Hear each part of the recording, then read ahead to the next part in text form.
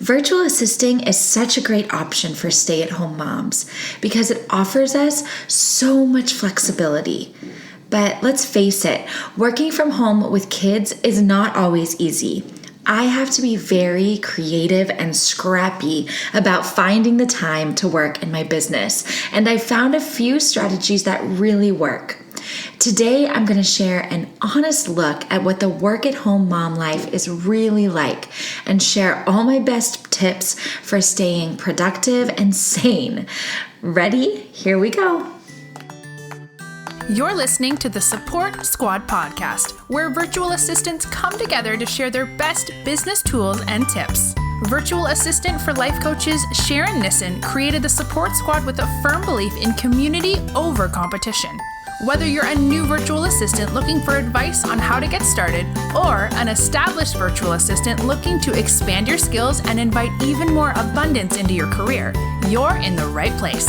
Working from home doesn't have to be lonely. We're in this together. Now, here she is, the host of the Support Squad podcast, Sharon Nissen. Hey, it's me, Sharon. I'm so happy that you're here for another episode of the Support Squad podcast. Before we dive into today's episode, I want to share a sweet review that I got recently.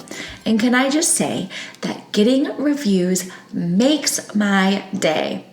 I record these podcasts all alone, usually at night after the kids are in bed, and sometimes I feel like I'm just talking to myself.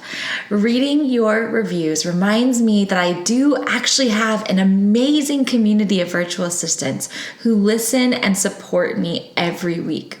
So if you haven't left me a review yet, I'd appreciate it if you took just 1 minute to do that today. Here's one we got recently from Ellen Cake 8 titled Very Inspiring.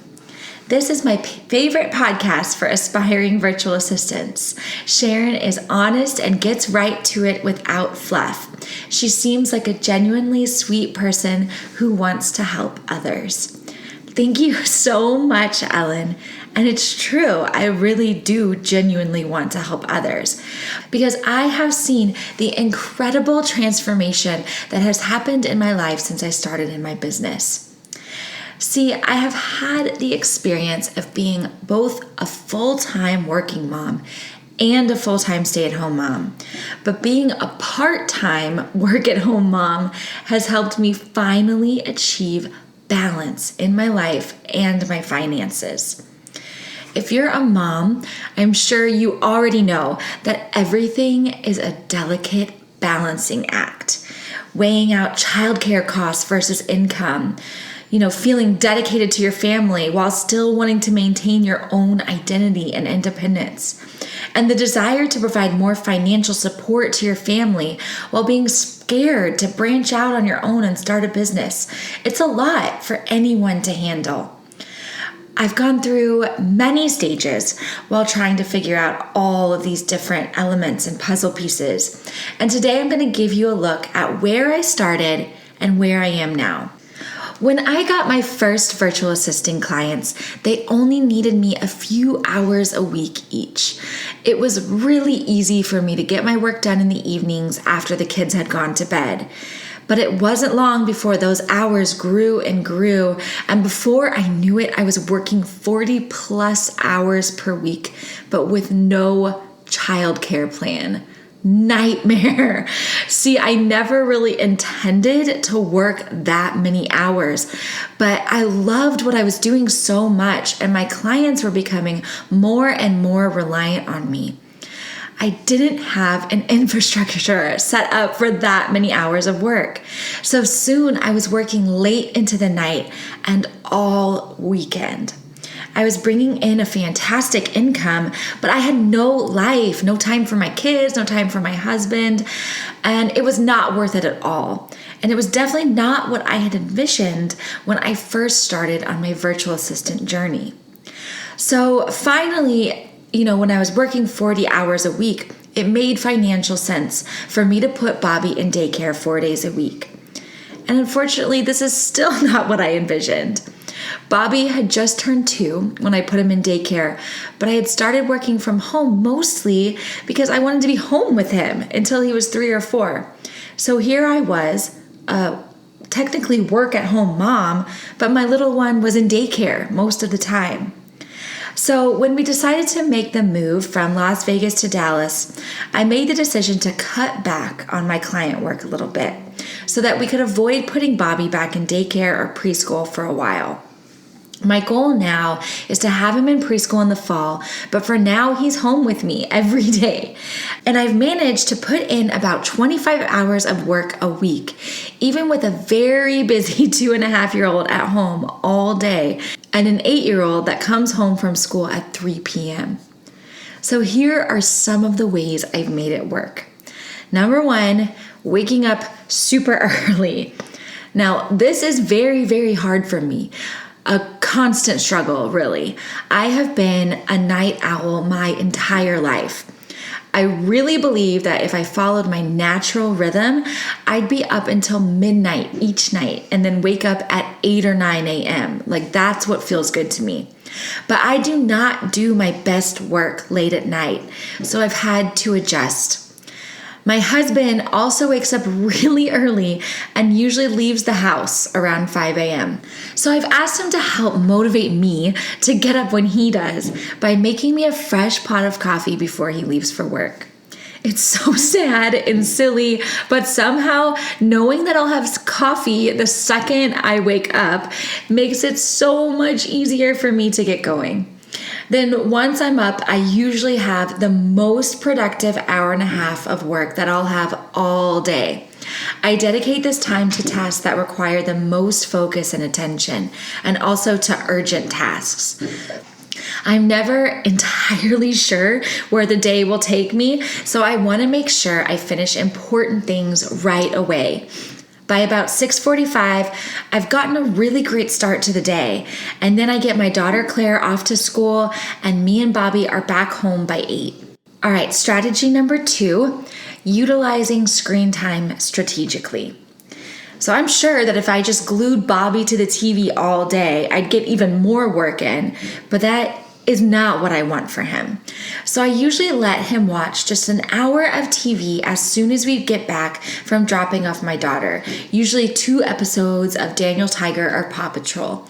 And that gives me an hour of uninterrupted work. Bobby is usually sleepy and I'm still trying to wrap up tasks from the morning, so it works out great.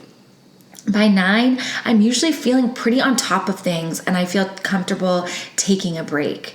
So my number 3 strategy is getting out of the house.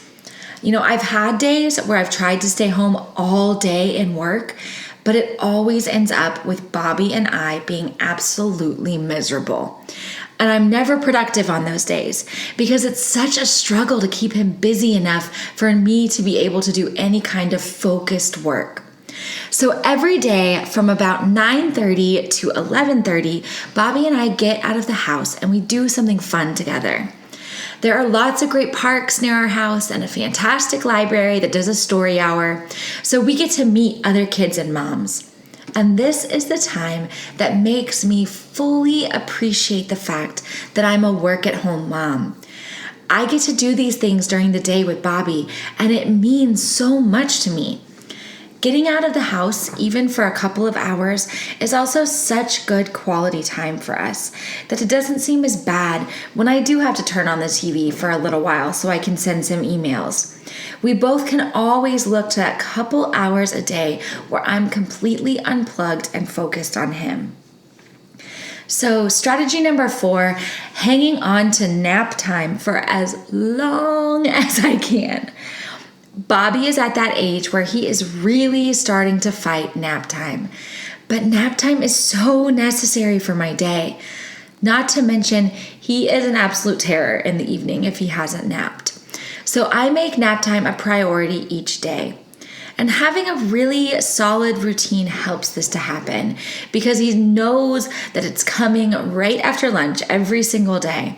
And sometimes I have to sit with him for 30 minutes to help him fall asleep, but it's worth it to get that 2 hours of uninterrupted work time. So by the time I go to pick up my daughter at 3, I've usually gotten a solid 4.5 hours of work done. Then I'll sometimes work just a little bit after my husband gets home, and that's 5 hours a day. Strategy number 5 is blocking out times that I can make calls. So my parents are able to watch Bobby for a few hours on Thursdays, so I devote those days to client calls. I have standing weekly appointments on the calendar with all of my clients, and while my parents are watching Bobby, I get them all done. And I like blocking it like this for tons of reasons. First of all, I'm pretty low maintenance most of the week, minimal makeup, hair rarely done, and ready to be on the go with Bobby. I mean, you guys have seen me in my Instagram stories. I usually look like a mess. But knowing that I have video calls all day on Thursdays, I can work that little extra time to do my hair and makeup into my schedule on Thursdays. And another thing I like about having all of my calls on one day is that I'm not interrupted during a busy workday. I mean, sometimes clients show up to meetings late or there are tech issues, and having to deal with that in the middle of a bunch of different tasks can be very distracting. So getting all of my meetings taken care of on the same day feels so good to me. Okay, so strategy number 6, sorry to break it to you guys, but it's making sacrifices. I've had to release my perfectionism in some areas of my life. Yes, I would love to be the picture perfect Pinterest mom, but my priorities right now are my business and my family, and those two things take up a lot of my time. I mean, all of my time. So in this season of my life, when I'm still building my business and my children are still so little, I've had to come to accept that laundry might pile up some weeks. The kitchen may not be spotless, and I'm no longer spending the hours baking like fresh bread and, all organic everything that I used to do. And I'm okay with that, kind of. I know that making these sacrifices now is gonna pay off in the long term. So I'm okay with just being a little bit uncomfortable with the imperfection and living with that right now, if it means a brighter future for me and my family. So strategy number 7, it's actually more of a tip. I want you to consider doing a childcare swap with a friend. So I feel so lucky that I'm finally close to my family and I can count on them to help me out. But if you're far from family and not wanting to invest in childcare, trust me, I know how expensive it can be. I'd recommend arranging an exchange with someone you know and trust. Check in with your friends. I'm sure one of them would be happy to trade you a day a week to hang out with your kids so you can get things done and then you can return the favor. I actually really believe that trades like this are one of the best ways to build a really strong community and to make lifelong friends. So don't be afraid to reach out to people.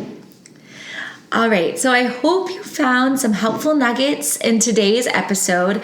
And I have to admit, I don't have this down to an absolute science. And of course, some weeks run more smoothly than others. Being a mom and a business owner is not for the faint of heart, but I have found that it's absolutely worth it in the end. So to all you mamas out there, find what works for you. And don't be too hard on yourself. In my eyes, you are super mom. And if you need support from other work-at-home moms like yourself, make sure to join us in the Support Squad Hangout on Facebook. We're always happy to listen and offer advice. I'll see you there. Until next time, Boss Babe.